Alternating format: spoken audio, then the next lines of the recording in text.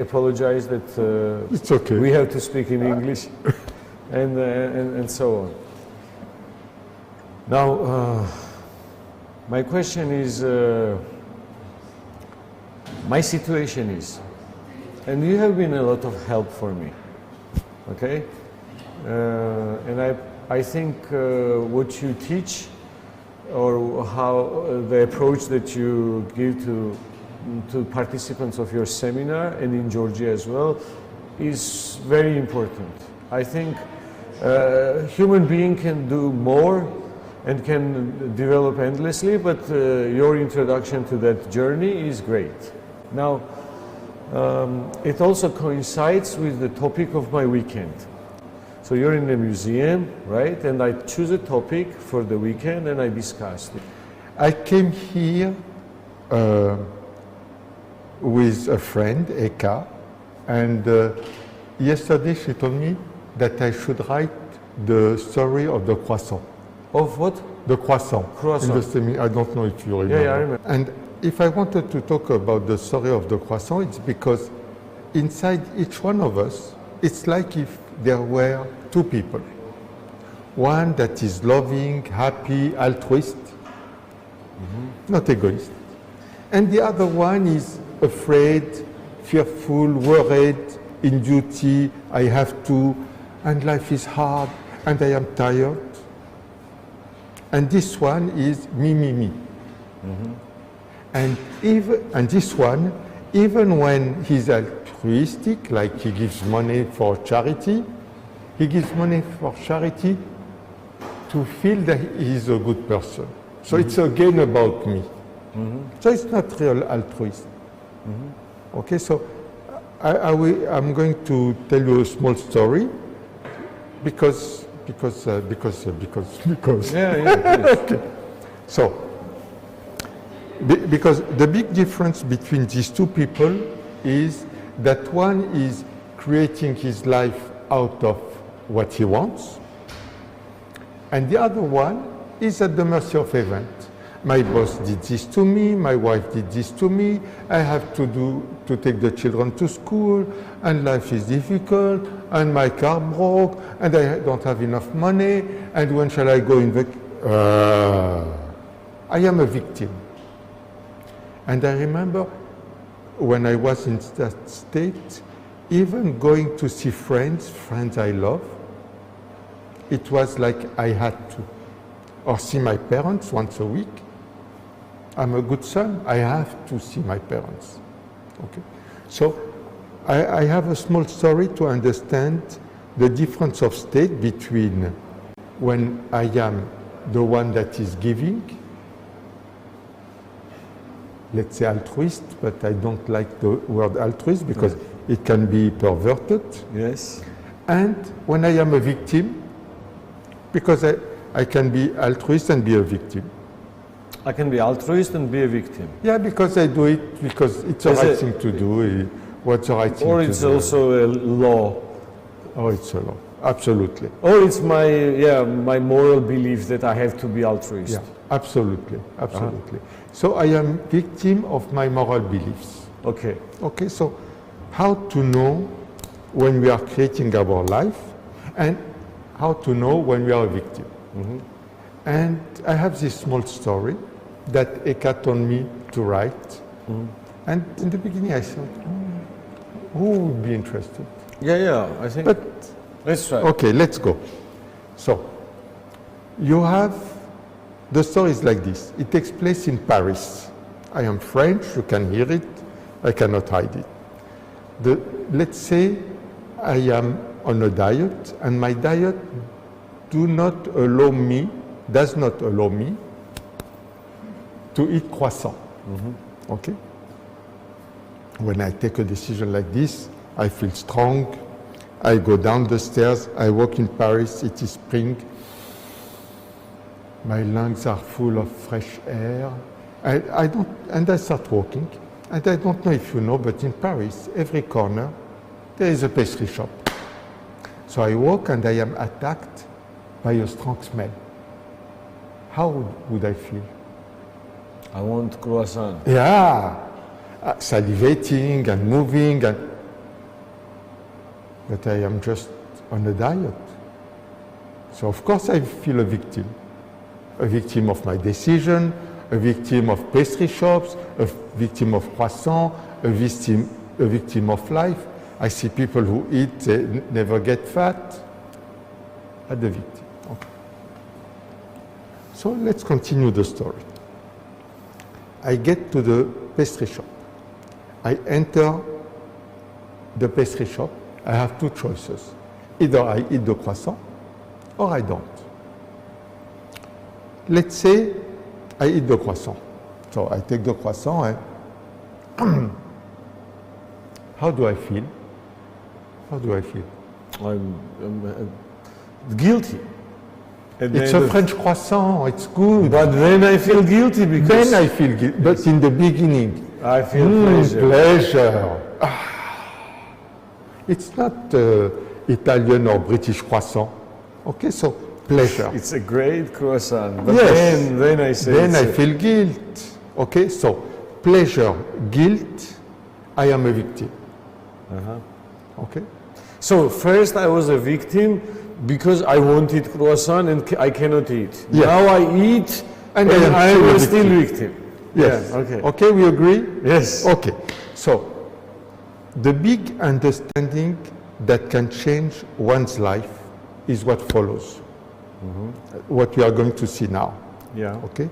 Because in my understanding, before meeting Leo, okay, is I take the croissant, I look at the croissant, eyes in the eyes, and I tell the croissant, you will not get me. And I was thinking that this was creating my life. Yeah. You're not going to beat me, right? Yeah. That was before. Yeah. Yeah. But it seems like a very logical thing to do. Exactly. I feel strong, proud. Not like these people who eat the croissant, the weak people. I am strong, okay? I am a winner. I keep my diet. Yes. And I walk past the croissant. Yeah.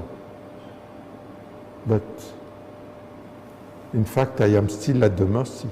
I'm still victim. I am still victim. If you enter in the heart of the croissant does not care. The croissant. You look eye to eye. Yes, I care. I am fighting. I am, in a different way, victim of the croissant. And this has, thanks to Leo, it has changed my life. But how? You want to tell us? Yes. But it's important to know that I eat the croissant or I don't eat the croissant, I can be a victim. Yeah. So it's not because I do big things and small things and I am altruistic and I am giving that I am not a victim. Ah, okay. I still can be a victim. Absolutely. If I'm altruist, I can, or egoist, does not even matter. It's what matters if I'm victim of being egoism or am I victim of being altruism. Exactly. I like that. And this is very important because you go at work. Oh, my boss told me to do this. I have to do. In the beginning, I have to work. Okay? How many people feel they have to work? Most. Yeah, I was in that case too. Don't think I am any different. Okay? Before knowing Leo, I was going at work as a victim. So do you think I was inspired? No. I was doing my job, I was enjoying my job, I had fun at my job, but the inspiration, the inspiration that, I don't know how to express it, but this inspiration that connects you to the cosmos cannot be, because I am a victim. Yeah. Okay? You cannot be connected to that as a victim. You cannot be, when you say, I beat you, it's like, I'm powerful, but I'm victim. Okay. Exactly. Even in my most powerful, I'm still victim. I can be victim. I can. Okay. Okay. So this is a concept that can change But one's life. how can I not be a victim? So we all had moments in which we were not a victim. We all had moments in which we stopped smoking and it was not a fight. Or we went on a diet and it was clear. Let me tell you how I stopped smoking. So 1982, my wife Claire gets a diagnosis, melanoma in the eye, a few months to live. We have seen several doctors. One of them say, you should stop smoking. I look at her, I say, will you stop? She said, I have to. Okay? I cannot eat the croissant, I have to. Okay, exactly. I have to. Inside myself, I thought, if she stops and I don't stop, it's going to be a nightmare for her. So, as a gift to her, I decided to stop smoking. So you can see the difference of experience she went through, her having to stop. She was like a croissant, I have to stop. Yeah, it and was you were a fight. free from it. And I was totally free from it. It was a gift. I was doing what I wanted to do. I didn't have to decide that. I could have decided to stop as a victim, because how can I let if I her? want to stop smoking,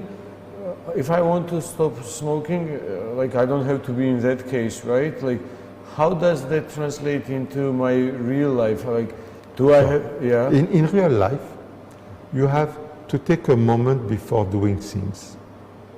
Before doing things? Yeah, you take a moment, and the first step is to allow yourself to not do it.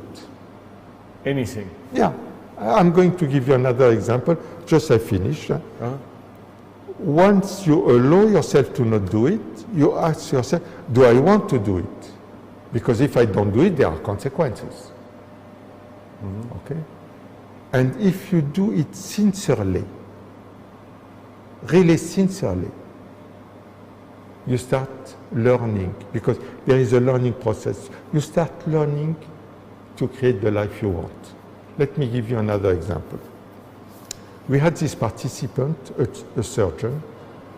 He was going to bed early, and his wife would come later, and once she is in the bed, she asks him to switch off the light. So he has to get up and go switch off the light, and it was pissing him off. And we had exactly the conversation we are having here. I said, the only way to not be a victim, one is to allow you to not switch off the light. Allow yourself not to switch, Allow yourself to not switch. And then you see if you want to do it as a gift to your wife or not. So the instrument is that first stop, and then realize that if you want to do it, then you do it. If the reason you were doing it was because you didn't have an option to do it, then you are automatically a victim. I met him 1 month later on the parking of the hospital. I was going to see the director of the hospital. I met him, and he told me, you know, every night I think about you. And every night I go switch off the light in joy. Yes. In joy. So it's not what we do, it's which state we are in when we do it. Okay. Am I a victim, or am I the creator of my life? Yeah. And we are huge creators. We can create so many things. We just accept that we can create and learn. Learn, because at school we are not taught to create our life. It's the opposite. At school we are taught to be victims. Then we go to work, we are taught to be victims. And it's a big mistake from the companies, because when we learn to create the life, the company grows like it's just growing. Okay, this is what I understood. as I said, this is my 2-day journey to get to an answer. Should I do it for, I called it in Georgian like together or for something. So together or for something, which is for something could also be considered as together. So let me explain. What I heard from you, I translated into my language, and this is how it sounds. And tell me if I'm wrong, okay? How can you be wrong? I can't. For me, it sounds like this. If my question is, should I do it for myself or should I do it for somebody else? Your whole story of Croissant answers me that, I mean, the idea that not to be a victim, even it's not about egoism, altruism, but the idea of not to be a victim is actually the key. I cannot, because what I call not altruism, okay, not altruism is when I'm not a victim. And it's great. Many people, for example, I had a guest today. We were talking about, like, for example, I don't want to get you into that. I'll quickly move to it, but I'm just translating into my understanding. So, let's say, I was telling him, there is an old lady in his neighborhood, right? Just random guy, random lady, and you walk out every day. And you know that you paid your taxes, and the government has the obligation now to take care of pension or whatever of this. And you walk out in your apartment, and you're not thinking about her.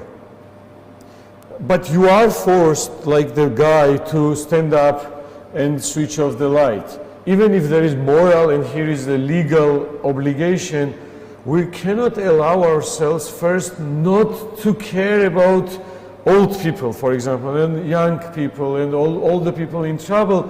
And then if we allow ourselves to be absolutely free from caring about anybody else, and then still want to do it, this is when I'm not a victim of absolutely it, right? Absolutely. And if there is a law to force me, it's like stupid. Yeah. And I didn't translate it to my taste, right?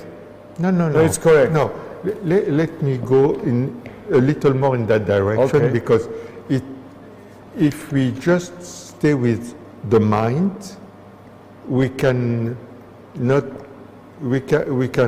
ourselves. Okay. Mm-hmm. I started by saying it is like there are two people inside ourselves. Two people. One that is generous, that is in love, that is happy, joyful, and one that is in duty. I have to, and yeah, and the one, and you have similar emotions in each one. Okay. I think I'm getting it, yeah. Yeah. So Okay. if there is no I'm duty, then there is I'm generous. There is no middle. It's automatic. It's automatic. It's our nature. When you see children, 2 years old, okay? So they grab, this is my toy, okay? If you start crying, you will see the 2-year, he will give it to you. Most of psychological studies show that our nature inside, outside of what we need to prove that we are good, is generous. Mm-hmm. Okay? So I trust that when we are in contact and when we experience that person, the generosity happens by itself. Would it be good? So, would this be a good example? I gave this on TV lately, and so I'm going to repeat it here. I like this example. So, if someone asks you how to be real altruist or real generous, because altruist means a very bad thing. It means that to love somebody else more than yourself. It's like already putting yourself in victim. That's a definition. Yeah. That's a definition of it. But it's so cherished, this word. But if you want to be really generous, compassionate. How do you love? If you ask the question, how do you love? How do you, I compare it to like a question, how do you lower your hand? And you start saying, you lower your hand by ordering your mind and then using your muscles, but actually there is no action of having hand up. If you turn off the hand down, if you turn off the action of having hand up, it goes automatically down. There is no, you don't need to do anything to keep your hand down. So that's what you say. If you're not a victim, then you give, right? It's our nature. How can we be sure about that? Like, other than Semi telling me, it feels like right, but Yeah. how can we be sure about that our nature is, our hand down is you give? Like, how do you know that? Okay. Leo, who's Leo? Leo No, how has do you been know my big mentor. Really. mentor. I owe him so much. Okay. So, first, you should not believe anything I say. I offer experiments. You are tempted to try, we try. It works, it works. It does not work. It doesn't work. It's okay. You just discard. Okay, but why you believe it? Yeah, that's a good question, and I was going to answer that way, but it's good that you asked it precisely. Okay.